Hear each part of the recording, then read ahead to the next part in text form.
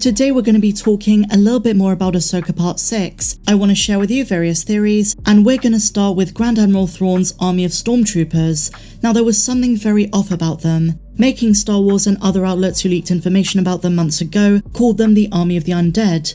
If you turn on the subtitles for Ahsoka Part 6, these guys are called Night Troopers. Could these be an army of undead Night Brothers and Night Sisters who are being kept alive by the magic of the Night Mothers, these creepy witches who appear to be way more powerful with the dark arts than what we've seen on Dathomir in the Clone Wars, and I don't even think we know the half of it. The armor of these troopers is dirty with age, lashed together with different fabric, and repaired by certain metals, in a kintsugi sort of arrangement, and it looks really awesome, but we've got to keep in mind this is not what it seems. I think there's a big reveal coming as to what Thrawn's been up to and what the Night Sister mothers have been helping him with. It's also worth noting that on the Chimera we don't see any bridge commanders, any officers, it's just Thrawn, Captain Enoch, very cyborg-like, and I also want to point out those caskets. Are they clones? Night Brothers? Night Sisters? Is he cloning these Stormtroopers for his army? If any of these Stormtroopers get sliced by a lightsaber, are they going to release smoke, like Marok? These so-called Night Troopers are entirely zombified.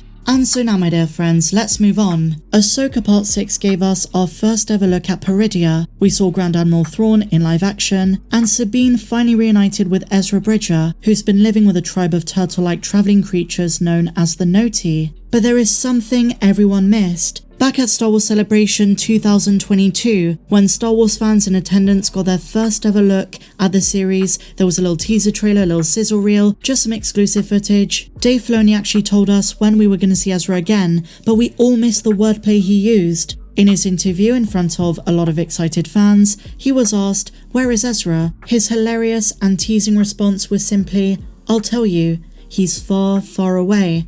Everyone in the room laughed. We all took it literally, we thought he was joking, and he wasn't saying anything we didn't already know, following Star Wars Rebels Season 4 when Thrawn and Ezra were transported far, far away. But this also happens to be the name of the Ahsoka episode where Ezra features, Part 6, Far, Far Away. He was literally far, far away. The episode titles were probably set in stone by then, and I'm pretty sure Dave chose his wording deliberately, knowing full well that not a single soul in that room at Celebration knew what he was alluding to. There was a lot of foreshadowing in this episode, and I want to explore two distinct possibilities, two theories that both pertain to Ezra. The first is that a team-up amongst all the Force Sensitives is coming: Ezra, Sabine, Baylan, and Shin. There is a line that Baylan says, which I think is going to have a payoff very soon: "The enemy of our enemy is our friend." For now. You see, Thrawn clearly does not like Baylan or Shin. He sees them as disposable mercenaries. So I suspect maybe Baylan is going to team up with Ezra and Sabine, and as a team of Force wielders, if you want to consider Sabine as one of these, but she's going to be part of it nonetheless, they could form one united front. For various aims, of course. All of those who are considered Jedi require Thrawn to be defeated and out of the way. This team-up could explain why Baylan wanted Sabine on board, and why it's implied that he thinks she's going to be a useful asset. He probably realizes eventually, in order to achieve their goals, his ultimate plan, they're going to have to turn against Thrawn. Grand Admiral Thrawn told Baylan and Shin that when they find Ezra and Sabine, they can kill them. But I think Baylan is going to try and get them on board. That is one theory.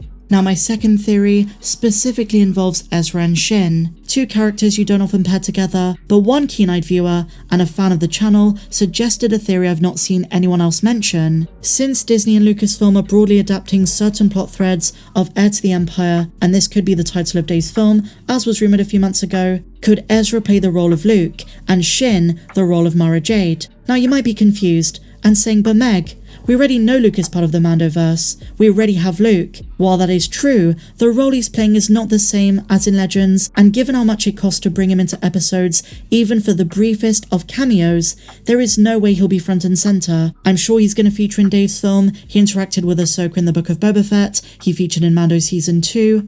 I'd love to be wrong, but I just don't see him playing a big role. Instead, it's the primary characters we see in Star Wars Rebels and now Ahsoka and The Mandalorian that will be. And now of course Thrawn is part of the story and has been teased for ages. We've also got Pellaeon, and I believe the Night Sister mothers are filling the role of Sabaoth, being used for their magic and force powers, and connection to whatever it is Baylan says calls to him, and what he is seeking to do some sort of great reset. a power which might be a bigger bad than Thrawn himself. So going back to Ezra and Shin, in this context, starting out as foes on opposite sides, but eventually working towards a common goal is something I can see Dave doing. I'm not saying they'll necessarily fall in love, but if they do, as Luke and Mara Jade did, at least Dave can steer clear from Sabine and Ezra getting together. And I've got to admit, the most recent episode didn't do a good job of steering us clear of this. But anyway, one line spoken by Baylan may even confirm this theory. Baylan brings up his past, Order 66, the Jedi Temple, something Shin is far too young to remember. She wasn't around during the days of the Republic. She's young. She was acquired later on, and in the same way that Kanan Jarrus trained Ezra, in an unorthodox way,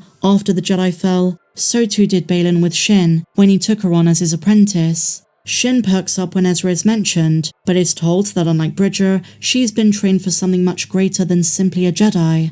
Now in my breakdown, I already theorized what this greater purpose might be, but here's why Shin's reaction and initial excitement is so important to the story. Ivana Sakno, before the strikes, repeatedly hinted in interviews that we were gonna feel a degree of sympathy towards Shin, kinda feels sorry for her because she's misunderstood. And while there are 2 episodes to go, part 6, unlike any prior episode, demonstrated why. She never knew the community, the sense of nostalgia that Baylan and Ahsoka did, back during the days of Coruscant. She was never part of a greater Jedi Order, or Sith Order, or in this case, a Dark Jedi Order. And it's clear that Baylan is extremely protective over her and kind of like her dad, but their goals as a mercenary duo are really just Baylan's goals. When she makes the suggestion that now they're in Peridea and Thrawn can give them power, she is told no, that power is fleeting. The real power comes in a plan that Baylan had all along, one he did not apparently share with Shin. I can't see her going along with this for too long, because in her mind,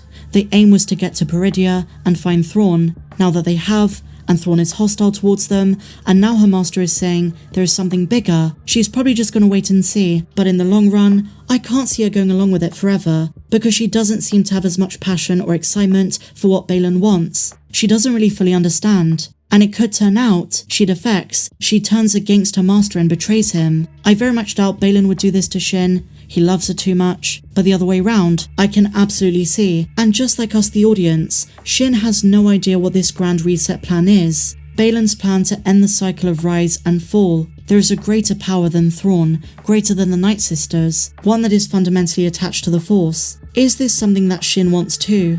I can foresee her anger and aggressive nature, which has been present throughout the entire show so far, clashing with Baylan. Is she gonna turn on him? Just a theory, but the most likely option is that they all work together, Baylan, Shin, Ezra and Sabine. And in this way, just like Mara Jade had a change of heart and turned to the light, that could happen with Shin. Now how does Ezra play into this? Ezra himself can offer Shin a lot. He too is a Jedi who never knew the sense of community, the strict rules that came with the days of the Republic, back before the Clone Wars. His master Kanan was also very understanding. Ezra did not have the normal training experience when he was first discovered by the Ghost Crew. Seeing Ezra again in this episode was so emotive, and I'm just so happy he wasn't saved for one cameo at the end. We have 2 more episodes to go, a crazy couple of episodes that are going to bring this season to a climax. I could be wrong about the connection between Ezra and Shin, but I think Ezra has his hands full with Sabine, and then he's going to find out what happened to Ahsoka, and then surprise, she is going to arrive on Peridea. Maybe Ezra shows our villains a different way. Yes, the Jedi fell, but there's no need for Ragnarok. Share your thoughts in the comments down below, guys. If you enjoyed this video, please be sure to give me a big fat thumbs up, subscribe if you're new, and I'll see you in the next one. May the Force be with you, always.